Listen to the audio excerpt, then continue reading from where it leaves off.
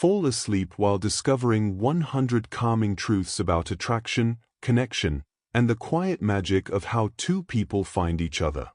From the instant spark of a first glance, to the courage of vulnerability, to the deep comfort of being truly seen, this soft, reflective bedtime documentary will guide you through the surprising science and timeless wisdom of human attraction.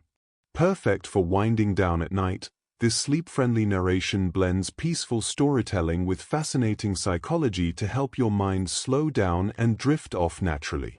Learn why eye contact creates connection, why kindness transforms how we see beauty, and why the journey from strangers to soulmates is one of the most remarkable things we ever do, told in a calm, soothing voice designed for rest.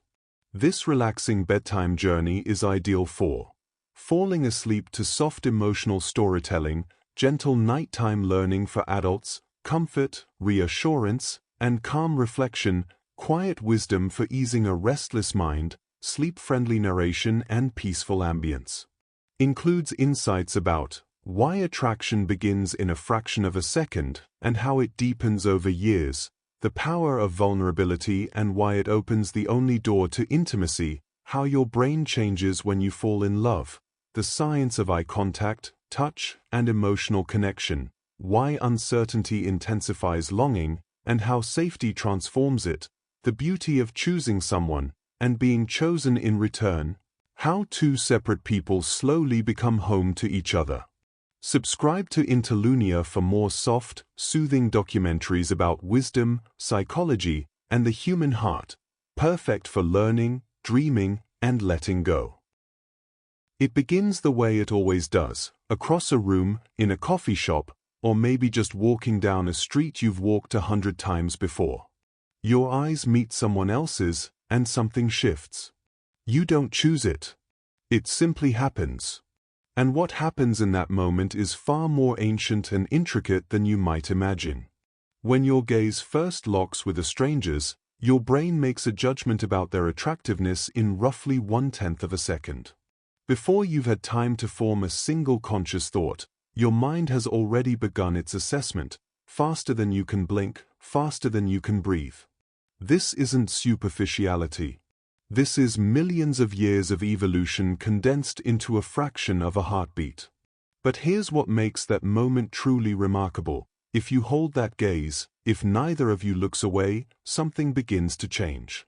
Research has shown that prolonged eye contact between strangers can create feelings of attraction that weren't there before.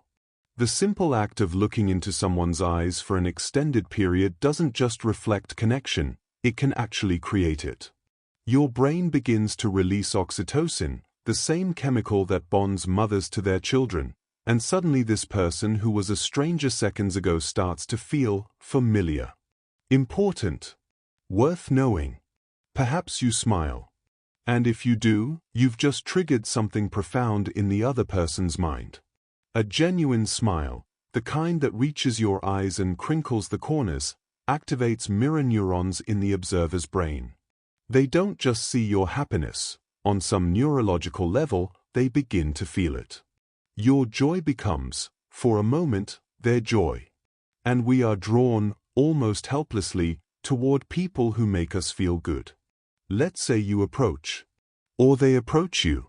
And now you're talking about nothing important, probably. The weather. The crowded room. Something inconsequential. But beneath the surface of that simple conversation, invisible calculations are taking place. Your voice is being analyzed, and you don't even know it. Studies have found that people are more attracted to voices that are different from their own in pitch, that if you have a higher voice, you may find yourself drawn to someone with a lower one, and vice versa. This isn't random preference. Voice pitch correlates with hormone levels, and on some unconscious level, we're gathering biological information from something as simple as the sound of hello.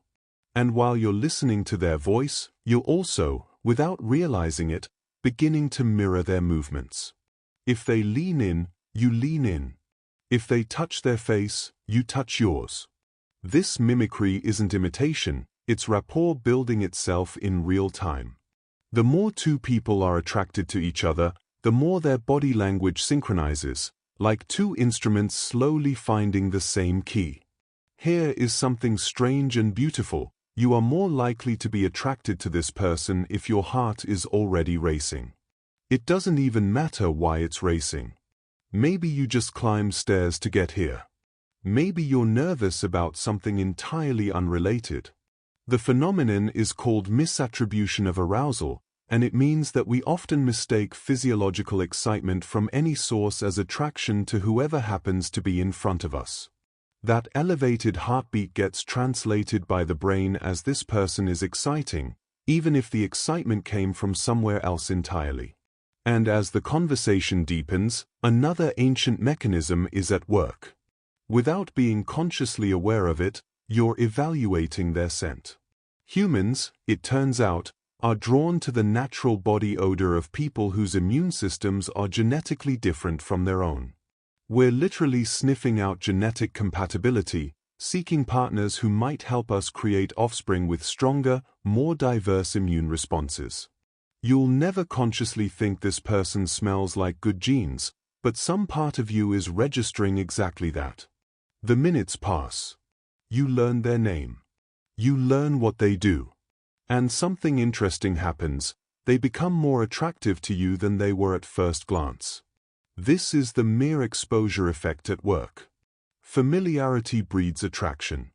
The more we're exposed to someone, the more we tend to like them. That face that was just another face in the crowd is now a face you could recognize anywhere, and with each passing moment, it becomes a little more beautiful to you.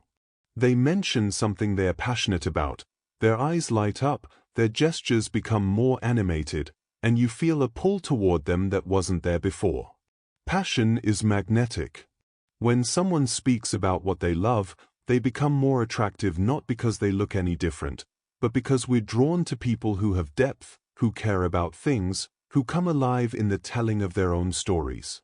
And so the first 10 minutes of knowing someone unfold, a symphony of biology and psychology playing out beneath the surface of ordinary conversation.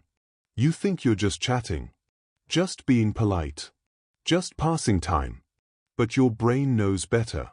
Your brain has been running calculations older than language, older than thought itself. It has been asking, is this person safe? Is this person healthy? Could this person matter to me? And sometimes, not always, but sometimes, it whispers back, yes. Pay attention. This one might be important. Something has shifted now. You're no longer strangers, not quite. You've crossed that invisible threshold where a person moves from being anyone to being someone. And as the conversation continues, as you settle into the rhythm of each other's words, deeper currents begin to stir.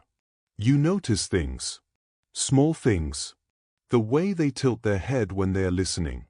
The way their hands move when they are searching for the right word. And without meaning to, you begin to wonder, what would it be like to know this person? Really know them?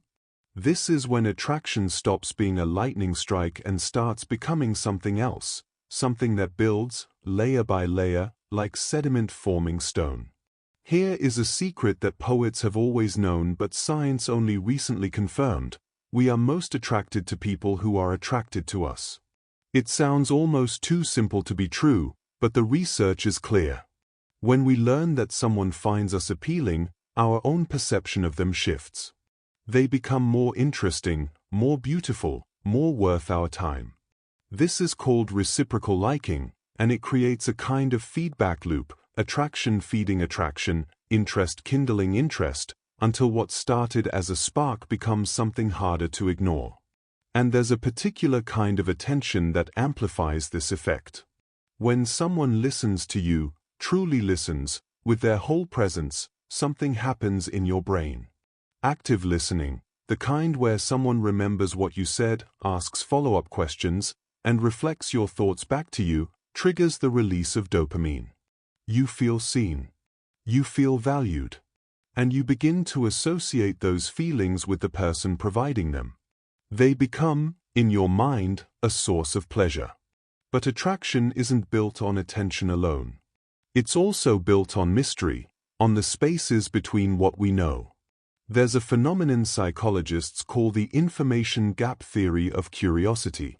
When we know a little about someone but not everything, our minds become hungry for more. We're drawn to the unknown, pulled toward the parts of a person we haven't yet discovered. This is why someone who reveals everything immediately often feels less compelling than someone who unfolds slowly, like a story you can't put down because you need to know what happens next. And so you find yourself leaning in, wanting to understand this person who is still, in so many ways, a beautiful mystery. The conversation turns personal. They share something about themselves, a struggle, perhaps, or a fear. And in that moment of vulnerability, something remarkable happens. Research has shown that gradual self-disclosure, the slow, mutual sharing of personal information, is one of the most powerful builders of intimacy and attraction. Each revelation is a gift of trust, and when trust is given and received, the bond between two people deepens in ways that surface conversation never could. You share something too. Something real. And you notice that you feel closer to them now than you did 5 minutes ago, not because time has passed, but because walls have come down. Here is something fascinating about this exchange. The act of confiding in someone doesn't just make them feel connected to you, it makes you feel more connected to them. When we share our inner world with another person, our brain interprets this as evidence that we must trust them, must value them. We talk ourselves into intimacy simply by being intimate. The sharing creates the bond it seems to reflect. As the conversation flows, humor enters. Someone makes a joke. Laughter fills the space between you. And in that laughter, attraction quietly intensifies. Shared humor is a powerful predictor of romantic interest, not just because funny people are enjoyable to be around, but because laughter signals compatibility. When you find the same things funny, you're revealing that you see the world in similar ways. Your minds are aligned. And that alignment feels, to both of you, like coming home. But there's another layer here, one that operates beneath your conscious awareness. As you've been talking, you've been unconsciously evaluating this person's kindness, not just to you, but in how they speak about others. Studies have found that people who are perceived as kind and compassionate are rated as significantly more physically attractive than those who aren't. Warmth transforms how we see someone's face. A kind person literally looks more beautiful to us than they would if they were cold or cruel. And beauty itself, you're discovering, is more fluid than you once believed. Remember when you first saw this person? You formed an impression in 1/10 of a second. But that impression is changing now. The more you talk, the more attractive they become, or, in some cases, the less. This is because personality affects physical perception. A wonderful personality makes someone's features appear more appealing, while an unpleasant personality can make even symmetrical features seem somehow off. You're not seeing them differently because your eyes have changed. You're seeing them differently because your understanding has. And understanding, it turns out, is its own form of intimacy. There's something else happening in this moment, something you probably haven't noticed. Your bodies have begun to orient toward each other, your feet pointing in their direction, your shoulders squared to face them. This isn't conscious choice. It's your body declaring interest before your mind has decided anything. Physical orientation is one of the most reliable nonverbal indicators of attraction. Where our bodies point, our hearts often follow. The minutes are passing faster now. What felt like an interruption in your day has become something you don't want to end. And this, too, is part of attraction's architecture, time distortion. When we're genuinely engaged with someone who fascinates us, our perception of time shifts. Hours feel like minutes. The world outside the conversation seems to fade. This is your brain on connection, so flooded with engagement that it loses track of the clock entirely. You're not thinking about any of this, of course. You're just talking. Just listening. just being present with another person in a way that feels surprisingly easy. But beneath the ease, something profound is being constructed. Every laugh, every shared glance, every small disclosure is a brick being laid in a foundation neither of you can see. Attraction isn't just chemistry, though chemistry is part of it. It's architecture. It's built, piece by piece, in moments exactly like this one. And you're only beginning. The room around you has grown quieter somehow. Or maybe it hasn't, maybe you've simply stopped hearing it. The background noise, the other conversations, the clinking of glasses or the hum of the city outside, all of it has faded into a soft blur. There is only this person now. This voice. This face that keeps revealing new details the longer you look. Something is happening inside you, something chemical and ancient, and you have no idea how profound it really is. Your brain, in this very moment, is being reshaped by the person sitting across from you. Neuroplasticity, the brain's ability to rewire itself, doesn't just happen through learning or trauma. It happens through connection. When we form a meaningful bond with another person, new neural pathways are created, existing ones are strengthened, and the very architecture of our minds begins to shift. You are, quite literally, becoming a different person because of this conversation. And here's what makes that change even more remarkable: it's contagious. Emotions, scientists have discovered, spread between people like weather patterns moving across a landscape. This is called emotional contagion, and it means that we unconsciously absorb and mirror the feelings of those around us. If this person is calm, you become calmer. If they're excited, your own excitement rises to meet theirs. Your emotional states are bleeding into each other, creating a shared atmosphere that belongs to neither of you and both of you at once. Perhaps they reach out and touch your arm, just briefly, just for emphasis. And in that small gesture, a cascade begins. Touch releases oxytocin in both people simultaneously. This single hormone does extraordinary things. It lowers stress, increases feelings of trust, and creates a sense of safety and bonding. A brief, appropriate touch during conversation doesn't just feel pleasant, it fundamentally changes the chemical environment of the interaction. Two bodies, two separate biological systems, suddenly begin to sync. And syncing, it turns out, goes far deeper than you might imagine. When two people are genuinely connecting, their physiological rhythms begin to align. Heart rates synchronize. Breathing patterns match. Even the electrical activity in their brains starts to mirror each other. This is called interpersonal synchrony, and it happens without conscious effort or awareness. Your body is reaching out to theirs in ways you cannot see, finding a shared rhythm like two musicians improvising together, each responding to the other until the music becomes indistinguishable from its players. You're telling a story now, something from your past, something that matters. And you notice that when you pause, they don't rush to fill the silence. They wait. They let the moment breathe. This patience is doing more than you realize. Comfortable silence between two people is one of the strongest indicators of genuine connection. Most conversations are filled with the anxiety of empty space, the fear that if no one speaks, something is wrong. But when attraction and comfort are both present, silence stops being awkward and becomes intimate. It says, "I don't need you to perform for me. I'm content simply being here with you." And that unspoken message lands deeper than any words could. The story you're telling has a difficult part, a moment of failure, perhaps, or embarrassment. You hesitate. But something in their expression makes you continue. And when you finish, they don't offer advice or try to fix it. They simply acknowledge what you've shared with presence and understanding. This is empathy, and it is one of the most attractive qualities a person can possess. Research consistently shows that empathic individuals, those who can understand and share the feelings of others, are rated as more desirable partners. We are drawn to people who can hold space for our experiences without judgment, who make us feel that our inner world is valid and worthy of attention. The conversation shifts.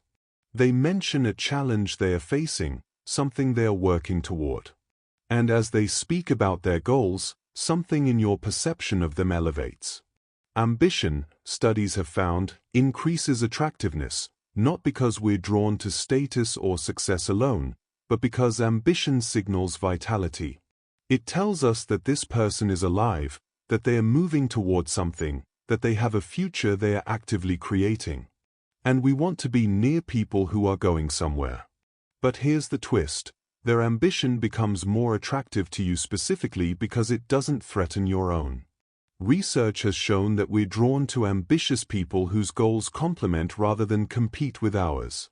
You're not just evaluating their drive, you're unconsciously calculating how your drives might fit together, whether your futures could run parallel or even intertwine. And speaking of the future, something interesting is happening in your imagination. Without deciding to, you've begun to picture this person in other contexts.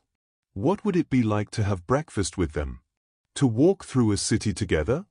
To sit in comfortable silence on an ordinary evening?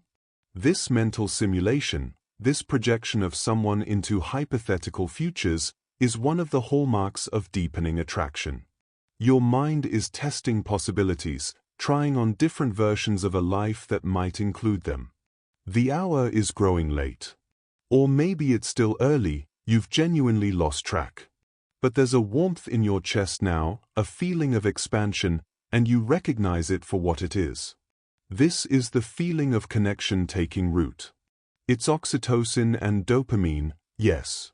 It's neural pathways forming and heart rate syncing. It's all the biology we've traced and more that we haven't. But it's also something that science can describe without fully explaining, the simple, extraordinary experience of finding another person and feeling, against all odds, that you've somehow found a piece of yourself. The night isn't over yet. There's more to discover, more to feel, more to become. But already you know that something has changed. Already you sense that you'll remember this conversation long after it ends. Because this is what attraction really is, not just the spark of the first moment, but the slow, chemical, almost magical process of two separate people beginning to occupy the same emotional space. And you're right in the middle of it.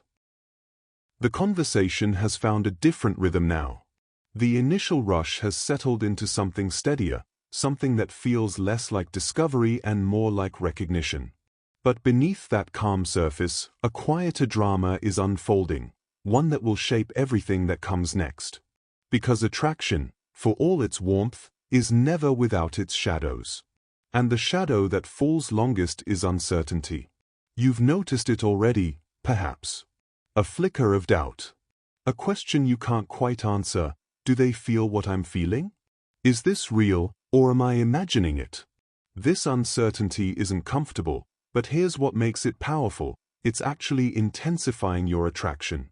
Psychologists have documented a phenomenon called the uncertainty principle of attraction. When we're unsure whether someone likes us, we think about them more. We analyze their words, replay their gestures, search for meaning in every glance. This mental preoccupation deepens our emotional investment. Certainty, paradoxically, can diminish interest. But uncertainty keeps the mind returning, again and again, to the person who remains just slightly out of reach. And so you find yourself paying closer attention. Watching for signals. Trying to read a language that has no dictionary. They lean back in their chair, creating distance. Your chest tightens almost imperceptibly. Then they lean forward again, closing the gap, and something in you relaxes. This push and pull isn't random, it's part of an ancient choreography that governs human connection. Intermittent reinforcement is one of the most powerful forces in psychology. When rewards come unpredictably, when closeness alternates with distance, warmth with coolness, we become more invested, not less. It's the same mechanism that makes gambling addictive, but in the context of attraction, it creates a heightened state of attention. Every moment of connection feels precious precisely because it isn't guaranteed. But there's something else at work here, something deeper than the game of advance and retreat. You're evaluating this person's availability, not just whether they are physically present, but whether they are emotionally accessible. And research reveals something counterintuitive. We're most attracted to people who are selectively available. Not those who are eager with everyone, and not those who are cold to all. We want someone who is generally discerning but specifically warm toward us. Their selectivity makes their interest feel meaningful. It says, I don't give my attention freely, but I'm giving it to you. This selectivity triggers something primal. It activates your sense of being chosen. And being chosen matters more than we often admit. Studies have shown that feeling uniquely selected by someone, feeling that they see something in you that they don't see in others, is one of the most powerful drivers of attraction. It's not enough to be liked. We want to be preferred. We want to matter in a way that feels singular and irreplaceable. The conversation has grown more honest now. You've both dropped some of the early performance, the careful presentation of your best selves. And in this honesty, a new kind of attraction is taking shape. Authenticity, researchers have found, is consistently rated as one of the most attractive qualities a person can have. We are drawn to people who seem genuinely themselves, who don't perform or pretend, who let their real personality show through the social masks we all wear. There's something deeply attractive about someone who is comfortable in their own skin, because it gives us permission to be comfortable in ours. But authenticity alone isn't enough. It must be paired with something else, something that transforms honesty from mere openness into true intimacy. That something is acceptance. When someone sees our authentic self and responds with warmth rather than judgment, a profound bond forms. This is unconditional positive regard, and it's one of the most powerful forces in human connection. We are starved, most of us, to be known fully and loved anyway. And when we find someone who offers that, who sees our flaws and quirks and still leans closer, we don't just feel attracted to them. We feel safe with them. And safety, in matters of the heart, is everything. You're beginning to relax in a way you didn't expect. The initial nervousness has faded, replaced by something more sustainable. You catch yourself laughing more easily, speaking more freely. And this ease is itself attractive. There's a concept in psychology called the pratfall effect. It suggests that people who are competent but occasionally show vulnerability, who make small mistakes or reveal imperfections, are actually more likable than those who seem flawless. Perfection creates distance. It's intimidating, unreachable. But when someone capable shows their human edges, they become approachable. They become someone we can imagine being with, because they are someone we can imagine being. And imagination is doing more work in this moment than you realize. Without knowing it, you've begun to idealize this person in small ways. You're filling in the gaps of what you don't know with what you hope might be true. This is called positive illusion, and in the early stages of attraction, it's nearly universal. We see potential partners through a softening filter, attributing good qualities we haven't confirmed and minimizing flaws we might otherwise notice. It's not delusion, it's the heart preparing itself to bond. But even as you idealize, something in you remains alert. Because attraction carries risk. Opening yourself to someone means opening yourself to potential rejection, potential loss. And your brain is quietly calculating whether this risk is worth taking.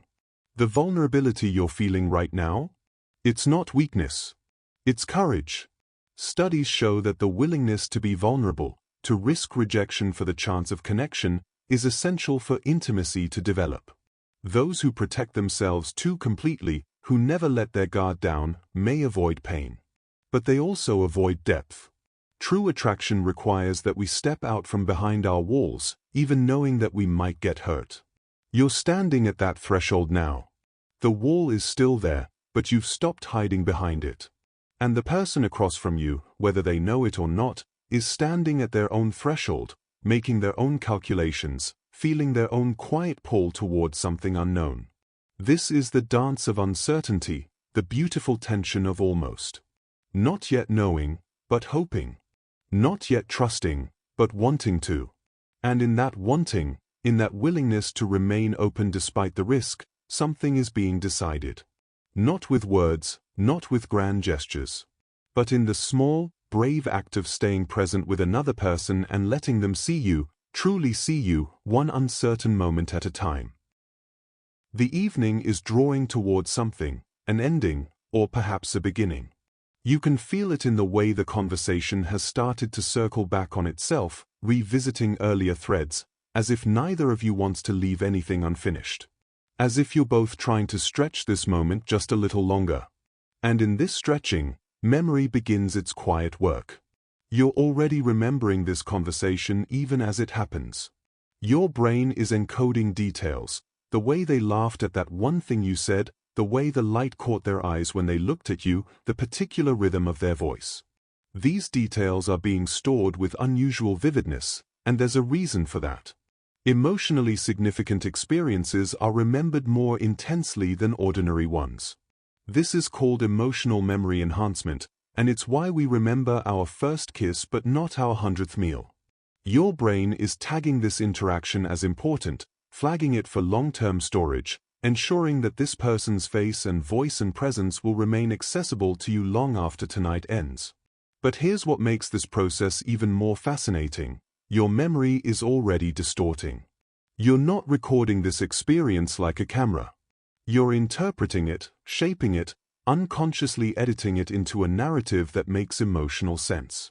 Studies have shown that we remember early romantic encounters as more positive and significant than they may have objectively been.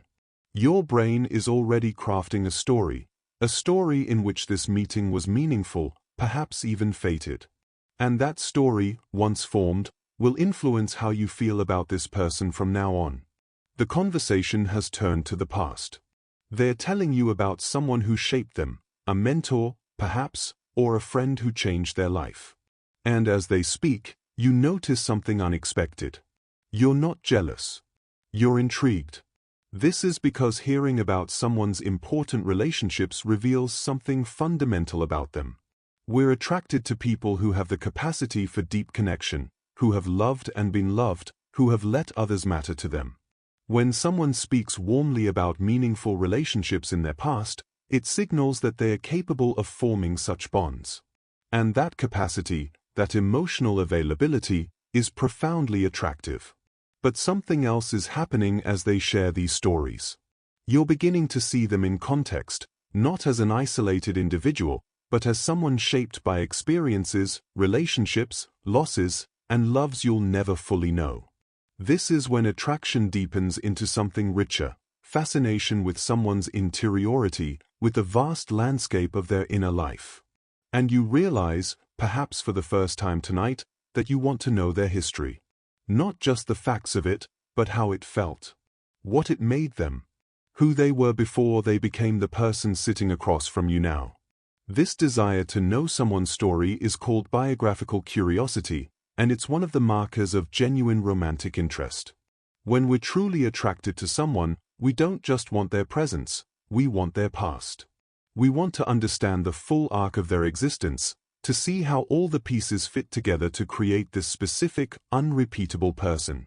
They ask about your past too. And as you begin to share, you notice that you're choosing what to tell. Not lying, but selecting.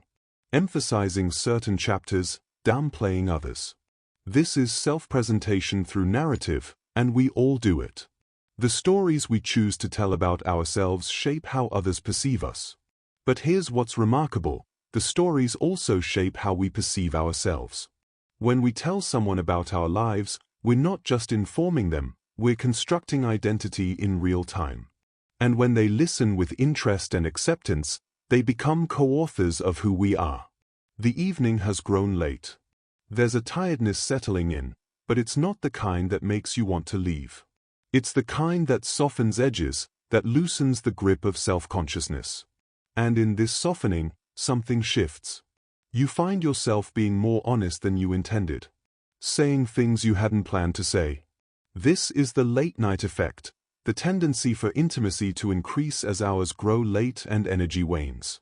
When we're tired, our defenses lower. The careful curator of our public image takes a break, and something more genuine emerges.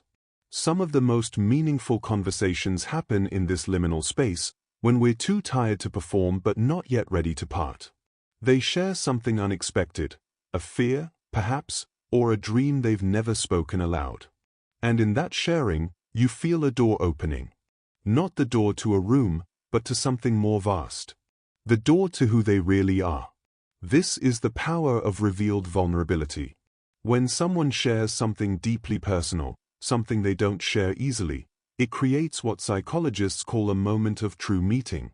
These moments are rare and precious. They're when two people stop being surfaces and start being depths. And the intimacy created in such moments can outweigh hours of ordinary conversation. You're feeling something now that's difficult to name. It's not just attraction anymore, not just the pull of chemistry or the spark of interest. It's something quieter and more profound. It's the beginning of care. Psychologists distinguish between passionate attraction and compassionate attraction. Passion is what pulls us toward someone. Compassion is what makes us want to protect them, support them, see them flourish. True romantic connection requires both. And you're discovering, in this late and tender hour, that you don't just want this person. You want things for them. You want their dreams to come true. You want their fears to soften. You want their life to be good, regardless of whether you're part of it. This is when attraction becomes something else entirely. This is when it starts to look like love. But you're not there yet. Not quite. There's still a distance between you, not large, but real. Still unknowns, still uncertainties, still the vast mystery of who another person truly is. And yet you're still here. Still talking. Still leaning in. Still unwilling to let this night become a memory before it has to. Because something has taken root tonight. Something that didn't exist before this conversation began. And whether it grows into something lasting or fades by morning, it has already changed you. It has already reminded you of something essential. That we are made for connection. That the longing we carry isn't weakness, it's wisdom.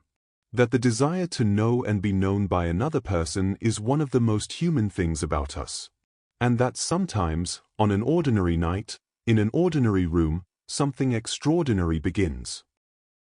The night has finally arrived at its edge. You both know it, though neither of you has said so. There's a heaviness now, not unpleasant, but present. The weight of an ending that hasn't quite happened yet. You're standing at the threshold of goodbye, and everything feels sharper because of it. This is when attraction reveals one of its strangest truths. The anticipation of separation intensifies connection. Knowing that something is about to end makes us hold it more tightly. The minutes feel more precious now than they did an hour ago, not because they are different, but because they are numbered. Scarcity, even the scarcity of time, makes everything more valuable. You're looking at them differently now. Taking them in. Trying to memorize details you're not sure you'll see again. And in this looking, you notice something you hadn't before, a small imperfection. A crooked tooth, perhaps. An asymmetry in their smile. A scar you didn't see earlier. But here's what's strange, these imperfections don't diminish your attraction. They increase it. This is the beauty of specificity. Research has shown that as attraction deepens, we become drawn not to generic beauty but to particular features, the things that make this person unmistakably themselves. A perfect face is forgettable. But that specific curve of a lip, that exact shade of eye, that particular way of tilting the head, these become irreplaceable. You're no longer attracted to a type. You're attracted to a person. And that person's uniqueness is precisely what holds you. They mention something about tomorrow, a meeting, an obligation, the ordinary machinery of life waiting to reclaim them. And you feel a small pang. Not quite loss, but the shadow of it. This is anticipatory longing, and it's already doing its work on you. You haven't said goodbye yet, and already you're missing them. Already you're imagining what it will feel like when they're not here. This forward projection of loss isn't pessimism, it's attachment taking root. It's your heart recognizing that this person has started to matter. The conversation slows. Silences grow longer, but they are not empty. They are full of everything that's been said and everything that hasn't. You realize you've been mirroring each other's posture without knowing it. Both leaning the same way. Both with arms arranged in similar patterns. This unconscious synchronization has deepened over the course of the night, and now it's almost complete. Two separate bodies, two separate nervous systems, moving as if choreographed by an invisible hand. And it occurs to you that this is what intimacy looks like from the outside. Two people who have fallen into the same rhythm, who have become, in some small way, extensions of each other. They look at you, and for a moment neither of you speaks. The eye contact holds longer than it should. Longer than is comfortable. And in that extended gaze, something happens. Prolonged eye contact in silence activates different neural pathways than eye contact during conversation. It creates a kind of intimacy that words can't reach. In studies, strangers who simply gazed into each other's eyes for several minutes reported increased feelings of connection, affection, and even love. You're not strangers anymore, but this gaze is doing something similar, stripping away language, stripping away performance, leaving only presence. You look away first. Or maybe they do. It doesn't matter. The moment has already done its work. Someone suggests exchanging numbers. It's practical, sensible. But the act carries more weight than either of you acknowledges. Because this small exchange, these digits on a screen, represents something larger. It's a bridge between tonight and tomorrow. A declaration that this connection deserves a future. And now you're both holding a strange form of potential. Not a promise, not a commitment. Just possibility. Just the chance that this might continue. This is the power of open loops. When something feels unfinished, our minds return to it compulsively. It's called the Zeigarnik effect, the tendency to remember incomplete tasks better than completed ones. By leaving tonight without resolution, without knowing what comes next, you've ensured that you'll both keep thinking about each other. The lack of closure isn't a problem. It's an invitation. You move toward the door, and they move with you. The physical distance between you has shrunk throughout the night, and now, in these final moments, it shrinks further still. You're standing close. Close enough to feel their presence as a kind of warmth. Close enough that touching would require almost no movement at all. And you notice something about your own body that surprises you. Your heart is beating faster. Your breathing has grown shallow. There's a tension in your chest that's equal parts anxiety and anticipation. This is the autonomic nervous system preparing for something significant, a farewell, a touch, perhaps something more. Physical proximity, science tells us, changes everything. When we're close to someone we're attracted to, our bodies enter a heightened state, stress hormones and pleasure hormones mingling, creating a cocktail of sensation that feels like standing at the edge of a cliff. Exhilarating and terrifying in equal measure. Neither of you moves. The moment stretches. And then, something. A touch, maybe. A hand on an arm. Or perhaps just a look that says what neither of you has spoken. It doesn't matter what form it takes. What matters is that something passes between you. Something wordless and real. This is the power of liminal moments, the spaces between one thing and another, the thresholds we cross between meeting and parting. These moments are charged with significance precisely because they are transitions. They are when we're most vulnerable, most present, most ourselves. And then it's over. Or rather, this chapter is over. You say goodbye. The word feels both too small and too large. Too small for what's happened tonight. Too large for what remains uncertain. You watch them go. Or they watch you. Someone turns a corner, passes through a door, disappears into the ordinary world that has been waiting patiently all along. And you're alone now, standing in the space they occupied moments ago. But here's what's remarkable, you don't feel alone. Their presence lingers. In your thoughts, in your body, in the afterglow of a connection that has changed you in ways you're only beginning to understand. This is the residue of attraction. The way someone stays with us even after they've gone. We carry them in our nervous system, in our memory, in the subtle shifts they've created in how we see ourselves and what we believe is possible. You'll think about them tonight, tomorrow too. And in that thinking, the connection will continue to grow, fed by memory and imagination, watered by hope and uncertainty. The night is over, but something else has just begun. You're home now. The door closes behind you, and the silence is different than it was this morning. Fuller somehow. More textured. As if the air itself has been changed by what you carry back with you. You set down your keys. You move through the familiar rooms. But your mind is somewhere else entirely, still in that conversation, still in that space between words where something unnamed was born. And now begins the strange second act of attraction, the part that happens when the other person isn't there. You check your phone. Nothing yet. You didn't expect anything, it's too soon, but you checked anyway. This impulse, this almost involuntary reach toward connection, is your brain seeking a dopamine hit. The anticipation of a message from someone we're attracted to activates the same reward pathways as the message itself. You're not just hoping to hear from them. You're already experiencing a shadow of the pleasure you'd feel if you did. You set the phone down. Pick it up again. Set it down. This is the beginning of what psychologists call intrusive thinking, the way a new attraction colonizes the mind. Studies have shown that people in the early stages of romantic interest spend, on average, a staggering percentage of their waking hours thinking about the object of their affection. These thoughts arrive unbidden, interrupting work, disrupting sleep, hijacking attention. Your mind has been recruited by attraction, and it will not easily be released. You replay the evening. Not intentionally at first, it just happens. Scenes surface. A laugh, a pause, the way they looked at you when you said that one thing.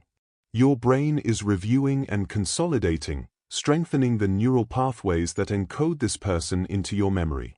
But it's doing something else too. It's editing. You're already smoothing rough edges, enhancing bright moments, creating a highlight reel that may not perfectly match what actually happened. This is rosy retrospection at work, the tendency to remember experiences more positively than we live them. Your mind is polishing this evening into something luminous, something worth holding on to. By tomorrow, the memory will be more beautiful than the reality. And you'll believe the memory. Sleep doesn't come easily. You lie in darkness, thoughts circling. And when you finally drift off, there's a reasonable chance they'll appear in your dreams. This isn't poetry. It's neuroscience. Novel romantic interests have a measurable impact on dream content. The emotional significance of a new attraction bleeds into our unconscious processing, populating our sleep with the face we can't stop seeing when we're awake. Your brain is working on this connection even when you're not conscious to direct it. Morning comes. The light is ordinary. The day ahead is full of ordinary things. But something has shifted in how you move through the world. You feel more awake somehow. More attuned. Colors seem slightly more vivid, sounds slightly more distinct. This isn't imagination, it's neurochemistry. New attraction triggers a cascade of neurotransmitters that heighten sensory perception and increase overall alertness. You're not just happier. You're literally experiencing the world more intensely because of what you're feeling. Hours pass. Still no message. And now a new sensation creeps in, doubt. Maybe you imagined it. Maybe the connection wasn't as real as it felt. Maybe they've already forgotten about you, moved on with their life, while you're here constructing cathedrals from a single evening's conversation. This is the shadow side of attraction, the vulnerability that comes from caring about something you can't control. When we're drawn to someone, we hand them a kind of power over us. Our mood becomes contingent on their response. Our sense of self becomes entangled with their perception.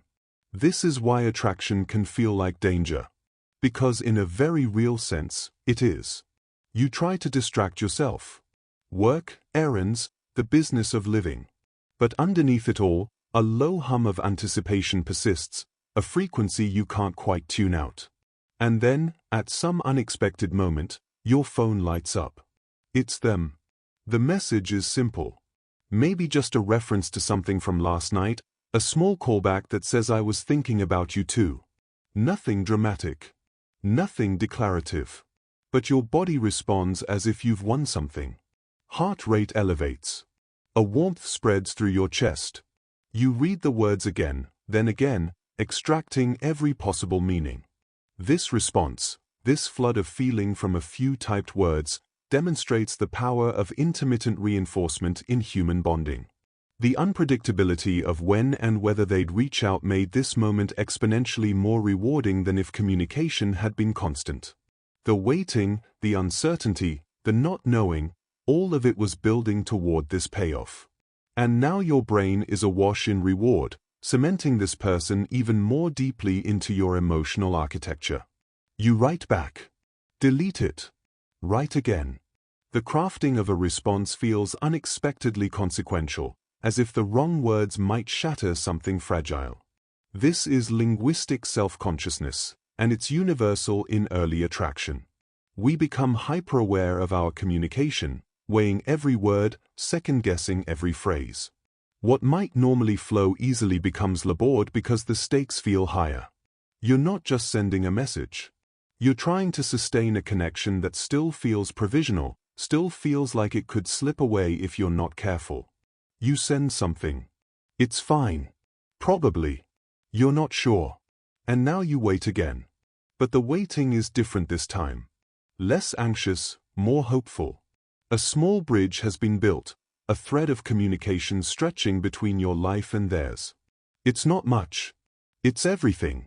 You go about your day, but you're different now. Lighter in some way. More inclined to smile at strangers, more patient with small frustrations. This is the halo effect of attraction, the way positive feelings about one person spill over into how we experience everything else. When we're in the grip of a new connection, the whole world seems kinder, more forgiving, more full of possibility. The day passes. More messages are exchanged.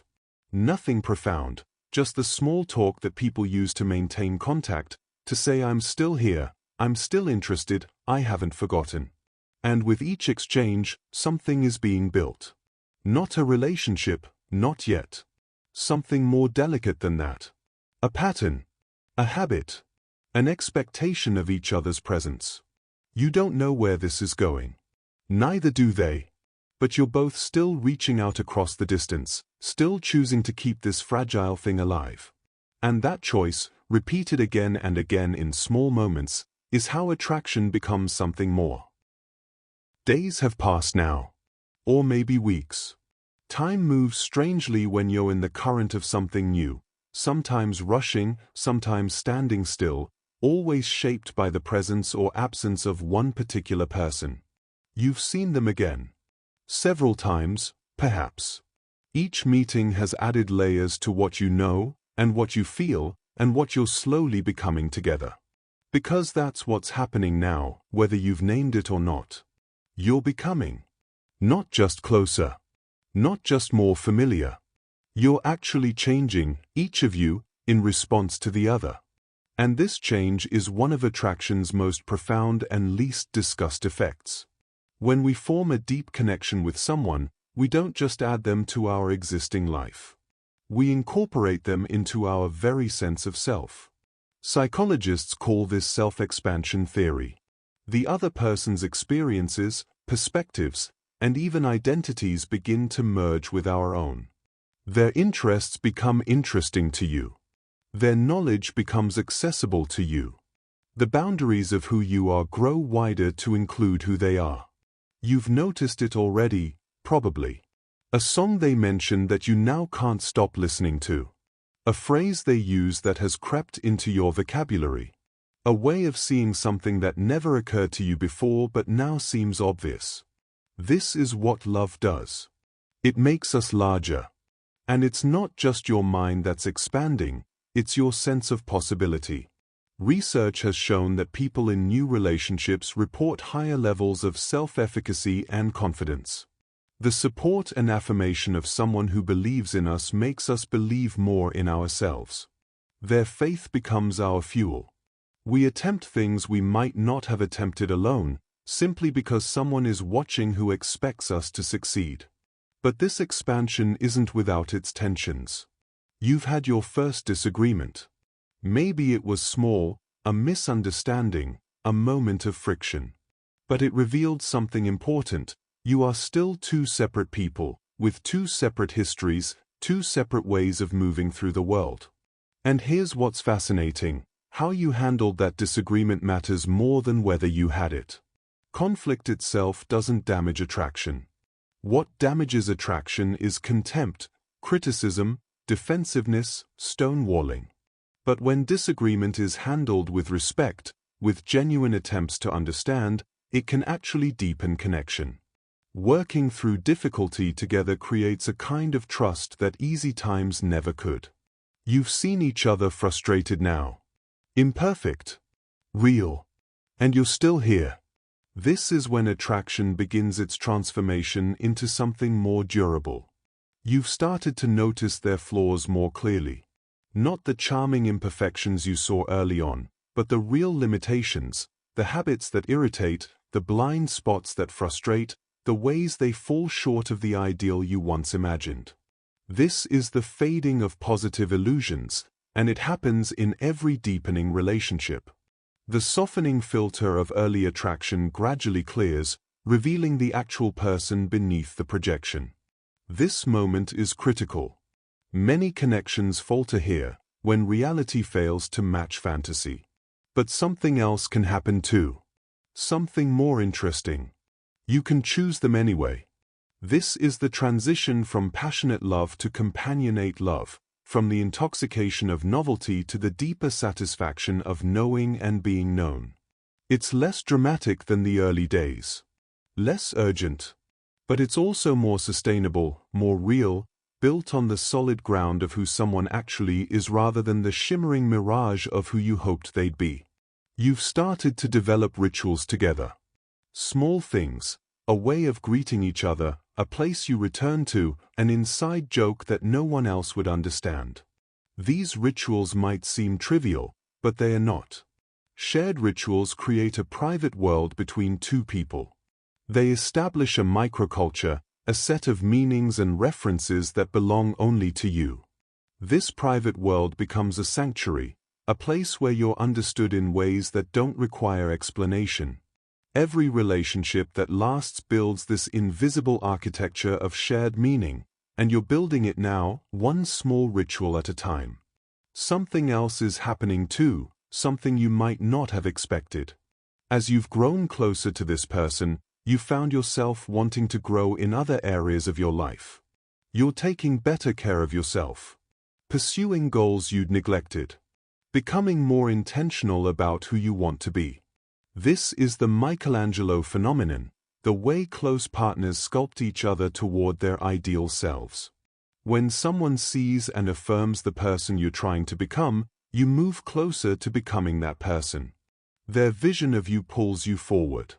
You grow not just because of them but toward the self they reflect back to you. And they are changing too. You see it in small ways, new interests, new habits, new openness. You're shaping each other, not through force or demand, but through the gentle pressure of attention and care. You've started to miss them differently than you did at first.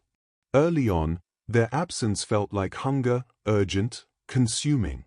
Now it feels more like the awareness of a missing limb. A part of you is simply elsewhere when they are not around. This shift marks the deepening of attachment, the way another person becomes not just desired but integrated into the very structure of your daily existence. And with that integration comes something profound, the emergence of a shared identity. You've begun to think in terms of we. Not always, not in everything, but in certain contexts the plural comes naturally now. This linguistic shift reflects a psychological one. You're no longer just two individuals who spend time together. You're becoming a unit, a dyad with its own characteristics, its own trajectory, its own story. This is both beautiful and terrifying. Beautiful because you're not alone anymore.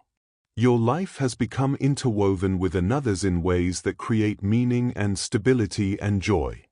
Terrifying because you've become dependent on something you can't control.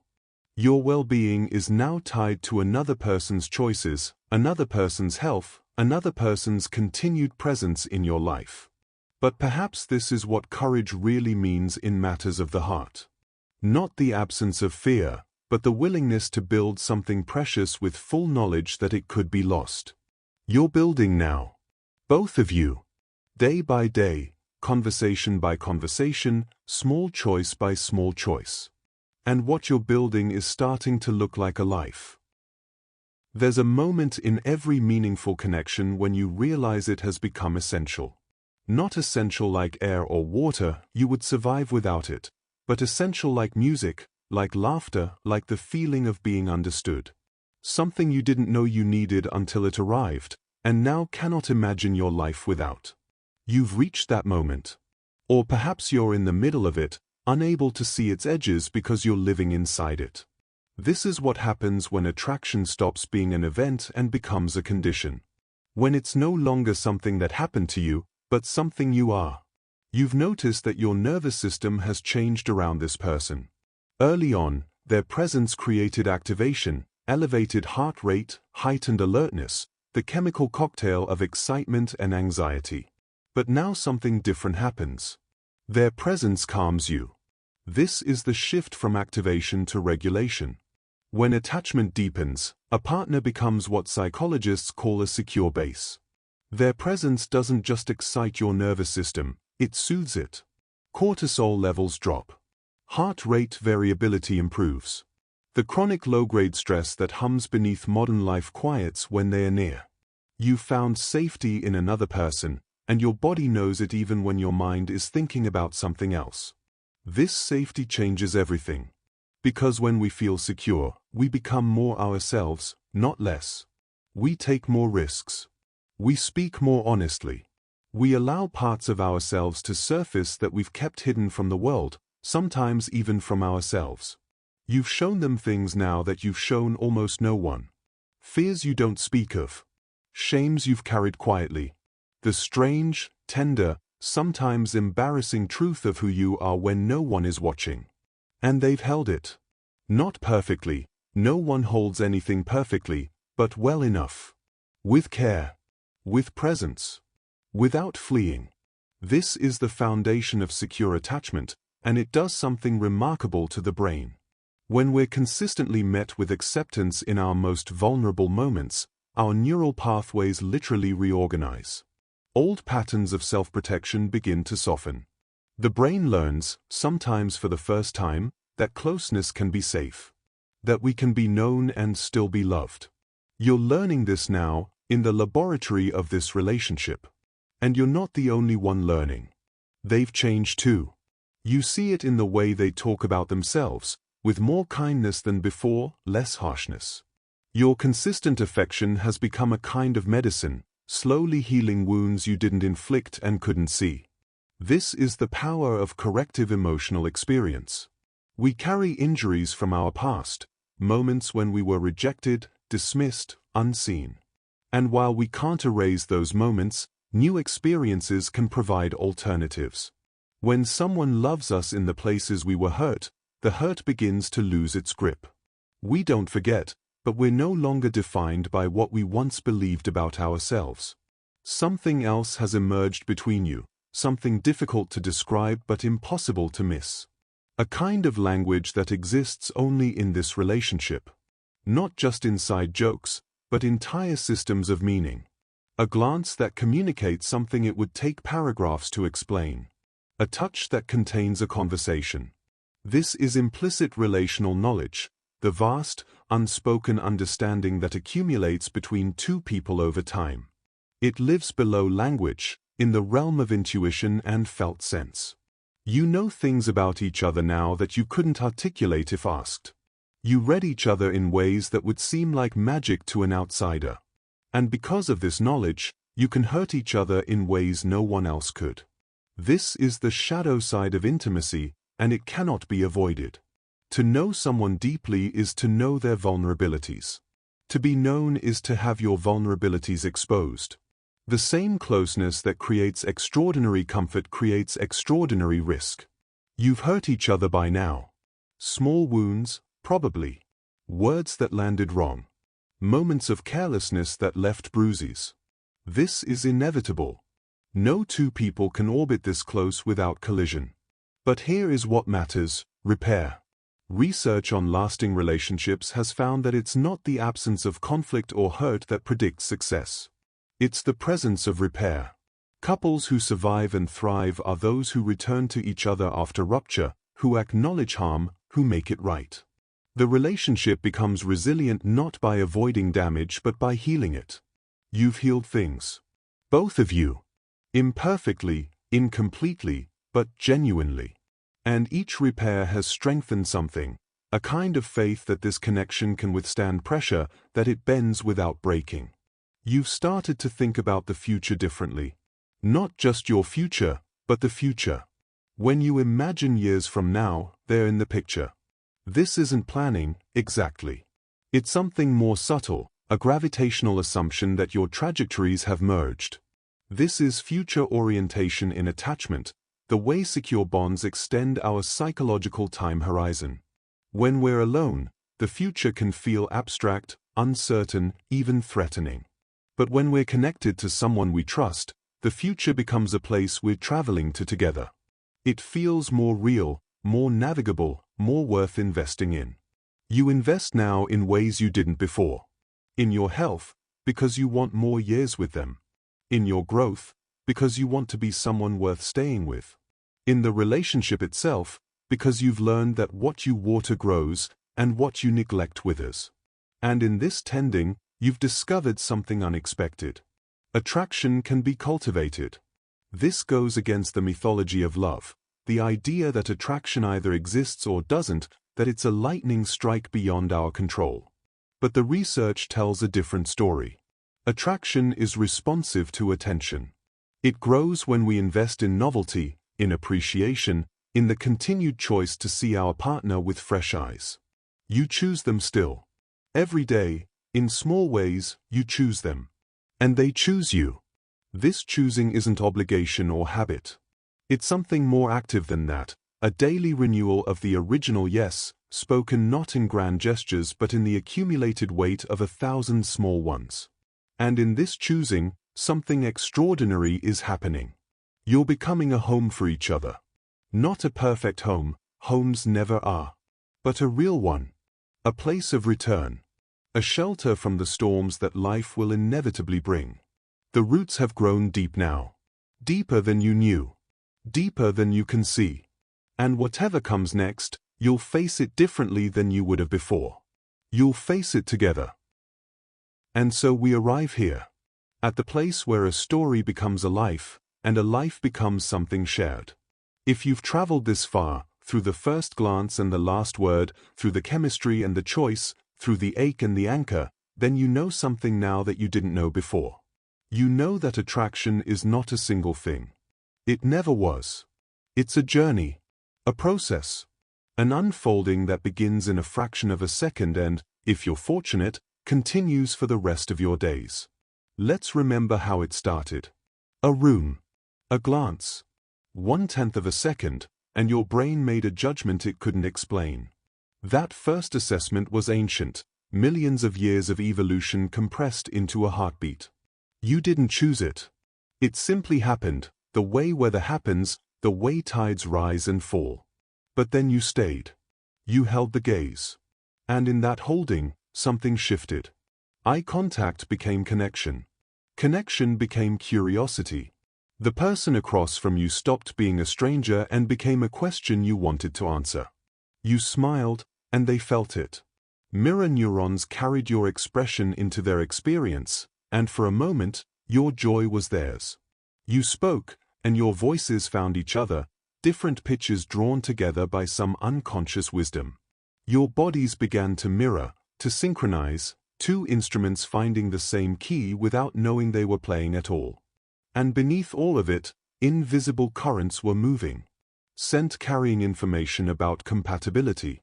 Hearts racing from the simple proximity to possibility. Familiarity building with every passing minute. making a face that was once ordinary become the only face you wanted to see. This was the spark. The beginning. The part that feels like magic because we don't have words for what's actually happening inside us. But the spark was only the start.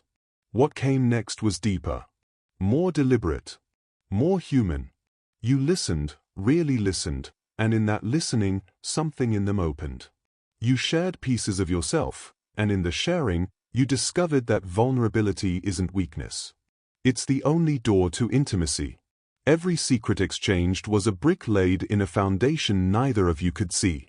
You laughed together, and in that laughter, you recognized something. This person sees the world the way you do. Not identically, but compatibly. Their humor was a map of their mind, and you wanted to explore every corner of it. You noticed their kindness, not just to you, but to others, and it changed how you saw their face. Warmth made them beautiful in a way that symmetry alone never could. And you began to understand that attraction isn't just about what someone looks like. It's about who they are, who they are becoming, who they might help you become. The uncertainty came next. The not knowing. The replaying of moments, searching for meaning in every word and glance. You thought about them more than you meant to, more than you could control. Your mind had been recruited by something older than reason, and it would not let go. And when you weren't with them, you carried them anyway. In your thoughts, in your dreams, in the way the whole world seemed brighter simply because they existed in it. But time passed. The intensity of early attraction began to settle into something different. The positive illusions faded, not all at once, but gradually, and you saw them clearly for the first time. The flaws. The limitations. The ways they would never be the perfect fantasy you once imagined. This is where many connections end. Where reality fails to match the dream, and we walk away in search of another spark, another beginning, another tenth of a second that might lead somewhere better. But you stayed. You chose them, not the idea of them, but them. The real, imperfect, complicated human being who had chosen you right back. And in that choice, attraction transformed. It stopped being something that happened to you and became something you built together. Day by day. Conflict by repair. Ritual by ritual. Small moment by small moment. You became a secure base for each other, a place where nervous systems could rest, where hidden selves could emerge, where old wounds could finally begin to heal. Your presence in their life changed their brain. Their presence in yours changed who you were capable of becoming. This is what the science tells us, but it's also what you felt. What you lived. What you know now in your bones. The researchers can measure it, the oxytocin and dopamine, the neural synchrony, the attachment patterns. They can name it, self-expansion, the Michelangelo phenomenon, corrective emotional experience. And these names are useful. They help us understand. But they don't capture the whole of it. Because the whole of it is you, standing in a room years from now, looking at this person you once met by chance. Their face will have changed. Yours will have too. The fire of early passion will have become something steadier, a warmth rather than a blaze. And you'll remember how it started. The glance. The smile. The first uncertain words. You'll remember the nights you stayed up talking until language ran out and only presence remained. The disagreements that cracked things open and the repairs that made them stronger. The rituals that became sacred simply because they were yours.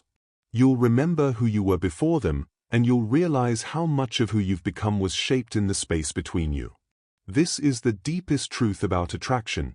It isn't just about finding someone. It's about becoming someone. The right connection doesn't complete us. That's a myth we can finally release.